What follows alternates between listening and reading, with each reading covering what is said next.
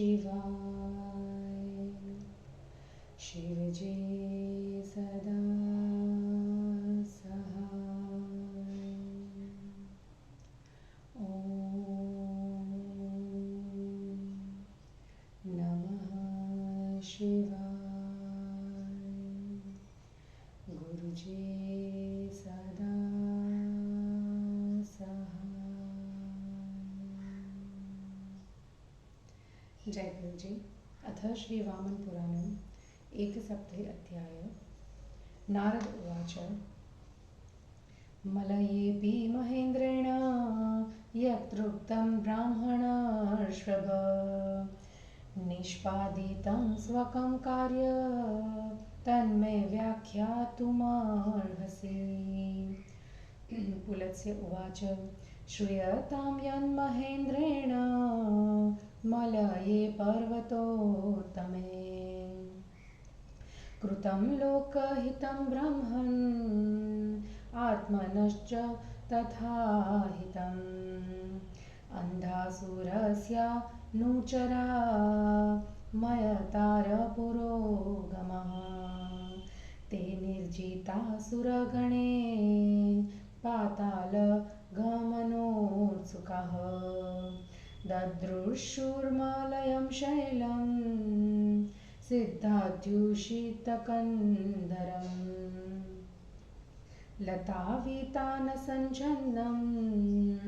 मत्तसत्त्वसमाकुलं चन्दनैरुरगाक्रान्ते सुशीतैरभिसेवितं माधवीकुसुमामोदं ऋष्यर्चितहरं गिरिं तं दृष्ट्वा शीतलच्छायं श्रान्ता व्यायामकर्षितः मयतारपुरोगास्ते निवासं समरोचयन् तेषु तत्रोपविष्टेषु प्राणतृप्तिप्रदो नीलः दिवातिशीतः शन कैर्दक्षिणो गन्धस्यूतः तत्रैव च रतिं चक्रुः सर्व एव महासुराः कुर्वन्तो लोकसम्पूज्ये विद्वेषं देवतागणे ताज्ञात्वा शङ्करः शक्रं प्रेषयन्मलये सुरान् स चापि ददृशे गच्छन् पथि गोमातरं हरिः तस्याः प्रदक्षिणां कृत्वा दृष्ट्वा शैलं च सुप्रभं ददृशे दानवान् सर्वान् संहष्टान् भोगसंयुतान् अथाजुहाव बलः सर्वानेव महासुरान् ते चाप्याय युरव्यग्रा विकीरन्तः शरोकरान् तानागतान् बाणजाले रथस्योद्भूतदर्शनः छादयामास विप्रर्षे गिरिं वृष्ठया यथा धनः ततो बाणैरवच्छाद्य मया दीनदानवान् हरिः पाकं जधान तीक्ष्णाग्रे मार्गणे कंकवाससेह तत्र नाम विभुर्लेभे शासनत्वात् शरीरदृढे पाकशासनतां शक्रः सर्वामरपतिर्विभुः तथान्यं पुरनामानं बाणासुरसुतां शरेः सुपुर्हेदारयामास ततो भूतः स पुरन्दरः हत्वेथं समरे जेषीद् गोत्रभिददानवं बलम् तच्चापि विजितं ब्रह्मान् रसातलमुपागमत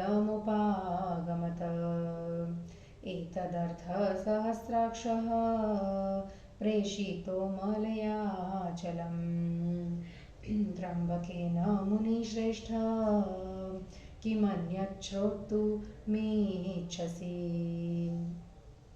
नारद उवाच किमर्थदेव तपतिर्गोत्रभेदः कथ्यते हरि। एष मे संशयो ब्रह्मन् हृदि सम्परिरोवर्तते। पुलत्स्य उवाच श्रूयतां गोत्रभिश्चक्रः कीर्तितो हि यथा मया हते हिरण्यकशिपो यच्चकारारिमर्दनः दितिर्विनष्टपुत्रा कश्यपं प्राह नारद विभो नाथोऽसि मे देहि शक्रहन्तारमात्मजम्। कश्यपस्तामुवाचाथ यदि त्वमसि ते क्षणे शौचाचारसमायुक्ता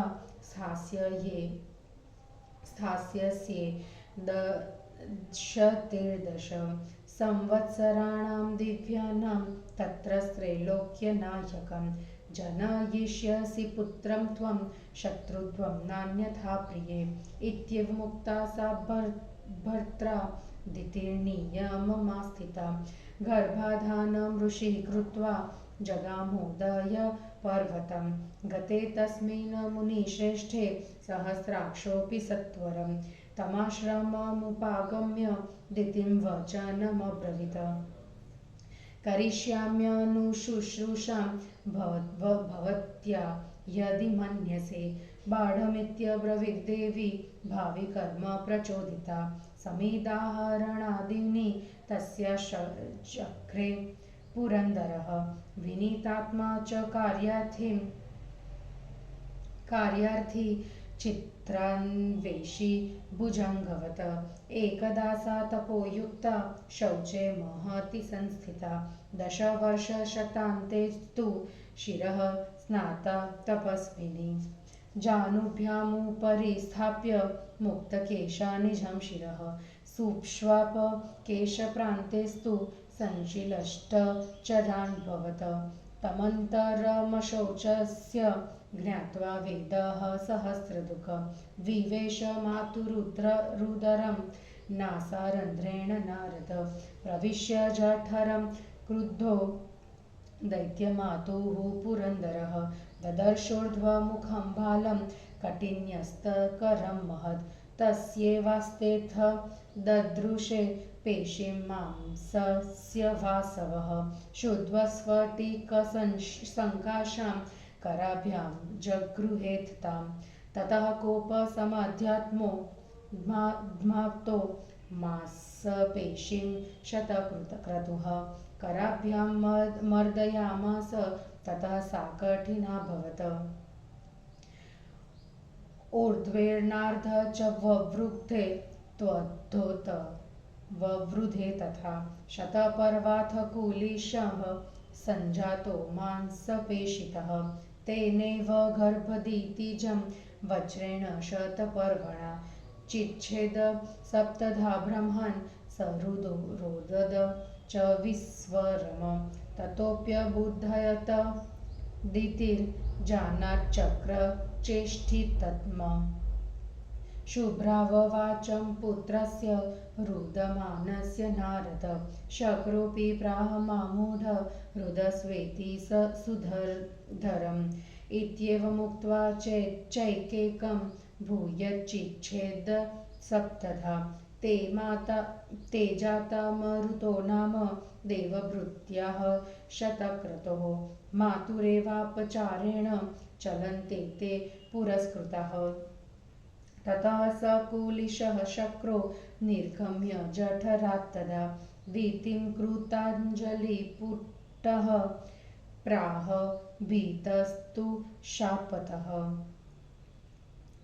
ममास्ति नापराधोऽयं यच्चस्तनयस्तव तवैवापनयाच्छस्तस्मे न क्रोद्धुमहर्षि।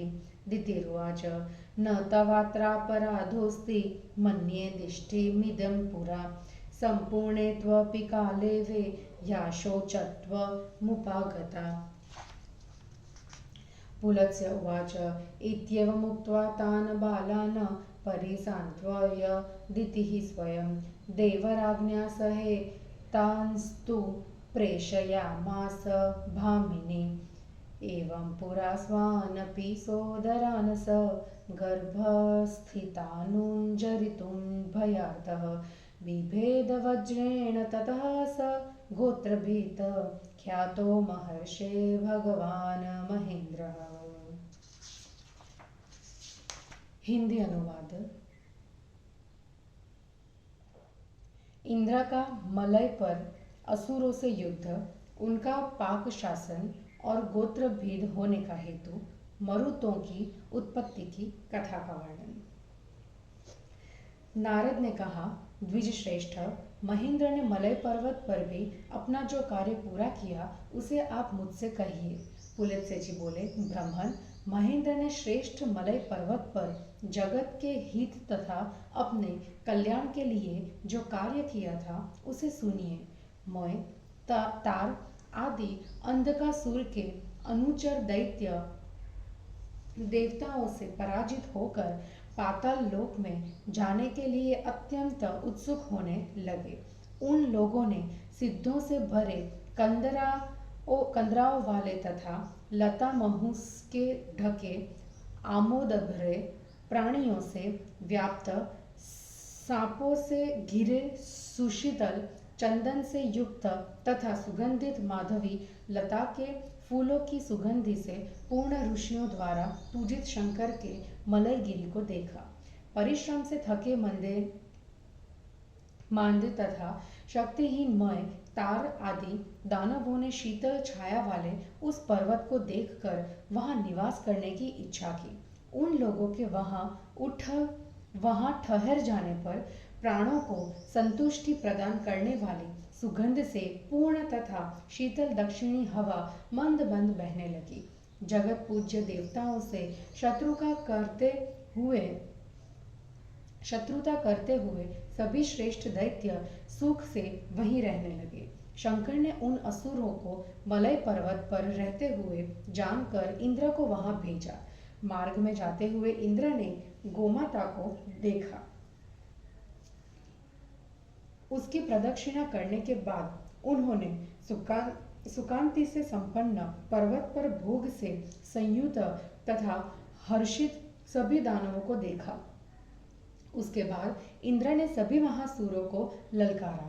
वे भी बिना किसी हिचक के बाणों की वर्षा करते हुए आ गए।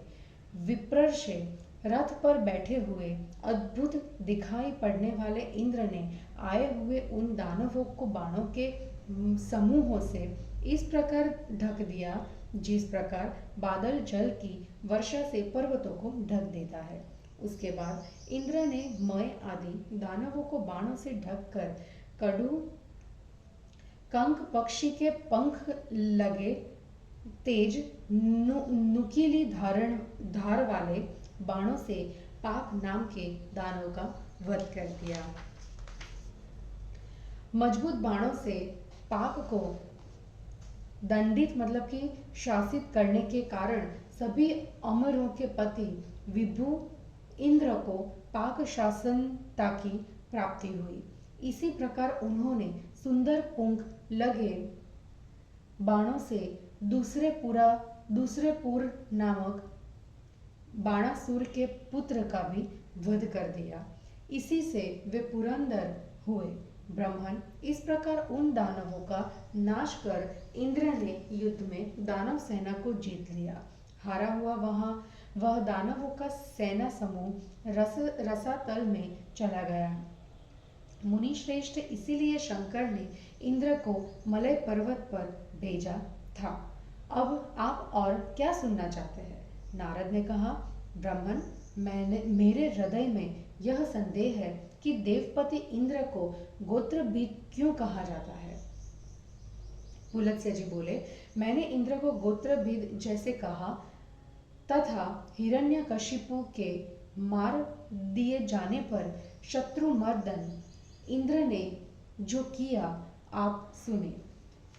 नारद जी, पुत्र की मृत्यु हो जाने पर दिति ने कश्यप से कहा, प्रभु आप मेरे पति हैं, मुझे इंद्र का वध करने वाला पुत्र दीजिए।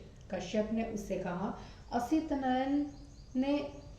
नयने यदि यदि तुम 100 दिव्य वर्षों तक पवित्र आचरण करोगी तो तुम तीनों लोकों का मार्गदर्शक एवं शत्रु संहारकारी पुत्र उत्पन्न करोगी। प्रिय, इसके सिवा दूसरा कोई उपाय नहीं है।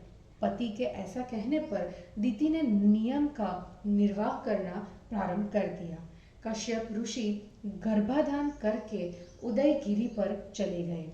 उन मुनि श्रेष्ठ के उदयगिरी पर चले जाने के पश्चात इंद्र ने शीघ्रता से उस आश्रम में जाकर दिति से यह वचन कहा, यदि आप अनुमति प्रदान करें तो मैं आपकी सेवा करूं। भवितव्यता से प्रेरित होकर देवी ने कहा, ठीक है। विनीत बना हुआ इंद्र अपने कार्य की सिद्धि के लिए बिल खोजने वाले सर्प की भांति अवसर की प्रतीक्षा करते हुए उस दिति के लिए लकड़ी आदि लाने का कार्य करने लगे। 1000 वर्ष बीत जाने पर मनोयोग से पवित्रता का पालन करने में लगी हुई वह तपस्विनी एक दिन सिर से स्नान करने के बाद बालों को खोले हुए अपने घुटनों पर सिर रखकर सो गई। उसके बालों के ऊपरी भाग लटक कर पैरों से लग गए। नारद जी सहस्राक्ष इंद्रदेव अपवित्रता के लिए उस अवसर को उपयुक्त जानकर नासिका के छिद्र से माता के उदर में प्रवेश कर गए। इंद्र ने दैत्य माता के विशाल कोख में प्रवेश कर कमर पर हाथ रखे ऊपर को मुख किए हुए एक बालक को देखा। इंद्र ने उस बालक के मुंह में एक शुद्ध स्फटिक के समान मांसपेशी देखी। इन्होंने उस मांसपेशी को दोनों हाथों से पकड़ लिया। उसके बाद क्रोध की आग से संतप्त हुए शतक्रतु ने अपने दोनों हाथों से उस मांसपेशी को मसल दिया, जिससे वह कठोर हो गई। अब वह पिंड के रूप में हो गई। उस पिंड का आधा भाग ऊपर की ओर और आधा भाग नीचे की ओर बढ़ गया। इस प्रकार उस मांसपेशी से 100 पोरों वाला वज्र बन गया। ब्राह्मण इंद्र ने उन्हीं पोरों वाले वज्र से दिति के द्वारा धारण किए हुए गर्भ को 7 भागों में काट डाला। फिर वह गर्भ में रहने वाला बालक बिलखते स्वर में रोने लगा। पुलत्स्य जी कहते हैं, नारद जी, उसके बाद दिति जग गई और उसने इंद्र की हुई चेष्टा को जान लिया। उसने रोते हुए पुत्र की वाणी सुनी। इंद्र ने भी कहा, मूर्ख, घर घर शब्द से मत रो। ऐसा कहकर उन्होंने प्रत्येक टुकड़े को पुनः 7 टुकड़ों में काट डाला है। वे कटे हुए टुकड़े इंद्र के मरुद नाम के देवभृत्य हो गए। माता के ही अनुचित कार्य करने के कारण वे आगे चलते हैं। उसके बाद वज्र लिए हुए इंद्र ने जठर से बाहर आकर एवं शाप से भयभीत होकर हाथ जोड़कर दिति से कहा, आपके पुत्र को जो मैंने काटा है, इससे मेरा अपराध नहीं है। आपके ही अपचरण मतलब पवित्रता का पालन न करने से वह काटा गया। अतः मेरे ऊपर आपको कुपित नहीं होना चाहिए। दिति ने कहा, इसमें तुम्हारा कोई दोष नहीं है। मैं इसे पूर्व नियोजित मानती हूँ। इसी से समय पूरा होने पर भी मैंने अपवित्रता का आचरण कर दिया। पुलत्स्य जी बोले, भामिनी दिति ने ऐसा कहने के बाद उन बालकों को सांत्वना देकर उन्हें देवराज के साथ ही भेज दिया। महर्षि, इस प्रकार पूर्व काल में